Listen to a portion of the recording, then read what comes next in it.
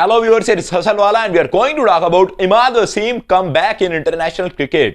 इमाद वसीम को पाकिस्तानी क्रिकेट के अंदर वापस लाने के ऊपर बात हो रही है, उसके बारे में इस वीडियो के अंदर बात करते हैं। और साथ ही शेन वॉटसन के बारे में बात की जा रही थी कि शेन वॉटसन पाकिस्तान के हेड कोच बनने वाले हैं। उसके बाद यह कहा गया कि शेन वॉटसन ने 1 करोड़ रुपए मांग लिया है। उसके बारे में शेन वॉटसन ने अपनी स्टेटमेंट दी है, उसके बारे में बात करेंगे। लेकिन सबसे पहले बात की जाए अगर इमाद वसीम की, कि इमाद वसीम ने हाल ही के अंदर सोशल मीडिया पर बात करते हुए एक स्टेटमेंट दी कि वो पाकिस्तानी क्रिकेट के अंदर वापस आने वाले हैं। शहीन शाह अफरीदी ने उनके मुताबिक उनसे बात की थी और उनसे ये कहा था कि आप अपना रिजाइन वापस ले लीजिए और आप अपनी रिटायरमेंट को वापस करके वापस आ जाइए पाकिस्तानी क्रिकेट के अंदर। लेकिन उन्होंने कहा कि पीएसएल के बाद ये सब देखा रहेगा और पीएसएल के बाद इसको देखेंगे, इस पर बात करेंगे। लेकिन अभी इमाद वसीम के फुल इरादे बन रहे हैं कि वो पाकिस्तानी टीम को ज्वाइन करें। लेकिन मैं आपको कुछ चीजें बताना चाहता हूं, कुछ पॉइंट्स क्लियर करना चाहता हूं कि जिस टाइम पर पाकिस्तानी टीम को अशद जरूरत थी इस प्लेयर की, इस प्लेयर ने एक भी बात नहीं सुनी। इस प्लेयर ने अपनी बात को मनवाया और रिटायरमेंट का ऐलान कर दिया था। उस वक्त पाकिस्तान के हालात काफी बुरे चल रहे थे। 2023 का वर्ल्ड कप देख लो, न्यूजीलैंड के खिलाफ सीरीज देख लो, आपको इस चीज का अंदाजा हो रहेगा कि पाकिस्तान स्पिनिंग को लेकर कितना ज्यादा सफर करता रहा है और पाकिस्तान के स्पिनर्स नहीं चल रहे थे। एक टाइम था जब शादाब खान फेल नजर आ रहे थे, उसामा मीर की बॉलिंग नहीं चल रही थी। उस वक्त के अंदर इमाद वसीम की जरूरत थी, लेकिन इन्होंने उस वक्त रिटायरमेंट का ऐलान किया और उस वक्त के बाद अभी आने की दोबारा कोशिश कर रहे हैं। लेकिन मेरे ख्याल से अभी पाकिस्तान के पास अच्छे स्पिनर्स मौजूद हैं। उसामा मीर को देख लें तो अच्छी फॉर्म के अंदर हैं। आगे टी20 वर्ल्ड कप आ रहा है, टी20 के अंदर स्पेशली पीएसएल के अंदर जिस तरह की उन्होंने बॉलिंग की वो कमाल की बॉलिंग थी। मुल्तान सुल्तान जहां फाइनल तक पहुंची है उसके पीछे एक रोल उसामा मीर का भी है और ये बहुत बड़ा रोल है। उसके बाद अगर देखा रहा है तो कोयटा ग्लैडिएटर की तरफ से खेलने वाले उस्मान तारिक कमाल की बॉलिंग कर रहे थे। वो अपने मुनफरिद बॉलिंग एक्शन की वजह से, अपने अंदाज की वजह से काफी ज्यादा फेमस हो रहे थे। उसके बाद अगर देखें तो अबरार अहमद ने भी कमाल की बॉलिंग की और अपनी बॉलिंग के चर्चे उनके होते रहे हैं पूरे पीएसएल के अंदर। मेरे ख्याल से पाकिस्तान के पास स्पिनर्स की कमी नहीं है।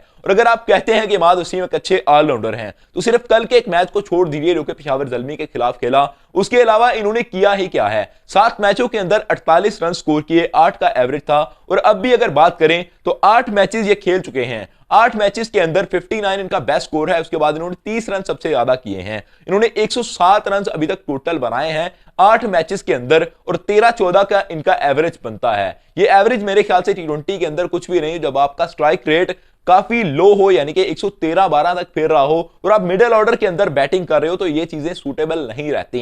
यहां पर तो अब बाबर आजम जो कि मिडिल ऑर्डर के अंदर अच्छा खेलते हुए नहीं माने जाते और लास्ट ओवर्स के अंदर यानी डेथ ओवर्स के अंदर अच्छी बैटिंग नहीं कर पाते, वो भी 245 के स्ट्राइक रेट के साथ बैटिंग करके गए इस पूरे सीजन के अंदर। तो इमाद वसीम किस तरह से कह सकते हैं कि इस परफॉर्मेंस के बलबूते पर उनको वापस ले लिया जाएगा? मेरे ख्याल से इमाद वसीम को वापस नहीं आना चाहिए, क्योंकि 2023 के सीजन को देखा रहा है तो कराची किंग की तरफ से खेलते हुए इसी प्लेयर ने 10 मैचों के अंदर 404 रन बनाए थे। उस वक्त इनकी एवरेज कमाल की चल रही थी, इनका स्ट्राइक रेट इतना कमाल का था। बॉलिंग के अंदर अगरचे बहुत कुछ नहीं कर पा रहे थे और इस दफा भी वो चीजें नजर नहीं आई जो कि इमाद वसीम की एक टाइम के अंदर नजर आती थी। लेकिन इन्होंने पिछले सीजन के अंदर कमाल इसलिए भी किया था कि 92 रन की नाबाद इनिंग खेली थी, यानी कि नॉट आउट रहे थे उस मैच के अंदर और 92 रन स्कोर किए थे। अपनी टीम के लिए अच्छा करते रहे इमाद वसीम, लेकिन पाकिस्तान के साथ इन्होंने अगरचे अच्छा नहीं किया। इस वजह से इनको टीम के अंदर नहीं डालना चाहिए और पाकिस्तान के पास अच्छे ऑप्शंस हैं ऑलराउंडर को लेकर, क्योंकि हमने देखा कि वसीम जूनियर भी अच्छी बैटिंग कर रहे थे और हमें बहुत सारे ऐसे स्पिनर्स देखने को मिले जो कि ऑलराउंडिंग परफॉर्मेंस दे सकते हैं। जैसा कि हमारे पास अभी स्पिन के अंदर तो ऑप्शन साइम अयूब का भी आ चुका है और इमाद वसीम से तो मेरे ख्याल से ज्यादा ही विकेटें हासिल कर चुके हैं साइम अयूब, जिस तरह की उन्होंने पीएसएल के सीजन के अंदर परफॉर्मेंस दी है। और उनका स्ट्राइक रेट ओपनिंग के अंदर कमाल का रह रहा था, स्पेशली कल के मैच को लेकर। मैच तो वो हारे लेकिन कमाल की बैटिंग करके गए हैं, 73 रन स्कोर किए साइम अयूब ने। लेकिन अब बात करते हैं शेन वॉटसन की। शेन वॉटसन को पाकिस्तान का हेड कोच बनाने के बारे में बात की जा रही थी। पाकिस्तान के नए हेड कोच शेन वॉटसन होंगे, लेकिन फिर उसके बाद यह बात आई कि शेन वॉटसन ने इस बात की तरदीद कर दी है। शेन वॉटसन ने कहा कि मुझे 1 करोड़ रुपए माहाना सैलरी चाहिए पाकिस्तानी क्रिकेट बोर्ड की तरफ से, फिर मैं इस चीज के बारे में सोच सकता हूं। लेकिन अभी जब इस चीज का चर्चा हुआ, ये चीजें बहुत हाईलाइट हुई कि शेन वॉटसन ने तो 1 करोड़ रुपए मांग लिया और कुछ लोगों ने तो 4.6 करोड़ तक की बात की थी कि पाकिस्तान ने इनको ऑफर किया, लेकिन फिर भी इन्होंने आने से मना कर दिया है, आने से इनकार कर दिया है। अभी शेन वॉटसन इस मामले पर बोल पड़े जब उनको लेकर काफी बातें चल रही थी कि शेन वॉटसन ने इतने ज्यादा पैसे मांगे, इतनी हाई डिमांड रखी है पाकिस्तानी क्रिकेट बोर्ड से, तो उन्होंने कहा कि असल के अंदर वो पहले से ही कुछ और लोगों के साथ कमिटेड हैं, वो उनकी तरफ जाना चाहते हैं। अगर आप देखें तो आगे आईपीएल आ रहा है, उसके बाद टी20 वर्ल्ड कप आ रहा है, बहुत सारी लीग्स आ रही हैं, तो वो किसी के साथ भी परमानेंटली कमिटेड नहीं होना चाहते। इसी वजह से शेन वॉटसन ने आने से इनकार किया और एक शर्त तो उन्होंने पहले ही रख दी थी, उन्होंने पहले ही बता दिया था कि उनकी मसरूफियत अपनी फैमिली के साथ ज्यादा है, वो मोस्ट ऑफ द टाइम अपनी फैमिली के साथ स्पेंड करना चाहते हैं। इसी वजह से उन्होंने पाकिस्तानी क्रिकेट बोर्ड के अंदर आने से इनकार कर दिया था कि उनको कोई और हेड कोच हायर कर लेना चाहिए। लेकिन अभी पाकिस्तानी क्रिकेट बोर्ड के लिए मेरे ख्याल से मुश्किलात बढ़ चुकी हैं।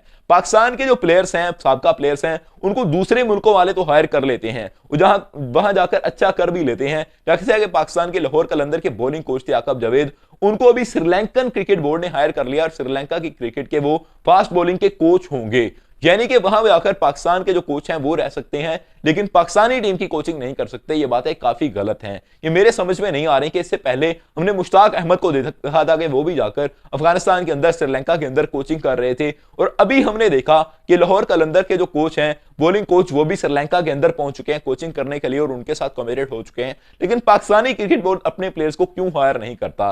ये दूसरों को तो करोड़ करोड़ की सैलरियां देने तक तैयार हो जाते हैं, लेकिन पाकिस्तान के लोगों को ये 20-20 लाख पर नहीं रख पा रहे और उनको टिकने का कोई नामो निशान नहीं है। पाकिस्तान की मैनेजमेंट की धज्जियां बिखरी हुई हैं। एक तरफ जहां पाकिस्तान के अभी कैप्टन को चेंज होने की बात हो रही है, तो दूसरे तरफ कुछ प्लेयर्स की वापसी की बात हो रही है और पाकिस्तान के हेड कोच को लेकर भी काफी तनाजा बना हुआ है। इन चीजों का हल क्या निकलता है ये तो आने वाला वक्त ही बताएगा, लेकिन इस वक्त ये चीजें बहुत इंटरेस्टिंग हैं क्योंकि आगे टी20 वर्ल्ड कप आ रहा है और जिस तरह की शहनशाह अफरीदी की कप्तानी चल रही है, मेरे ख्याल से पाकिस्तानी टीम के लिए काफी मुश्किल होने वाला है। आने वाले वक्त के अंदर जो फैसले होंगे वो आपके सामने लेकर आएंगे और उनका एनालिसिस करेंगे। Subscribe the channel for more videos. Thank you, I love you to be with us.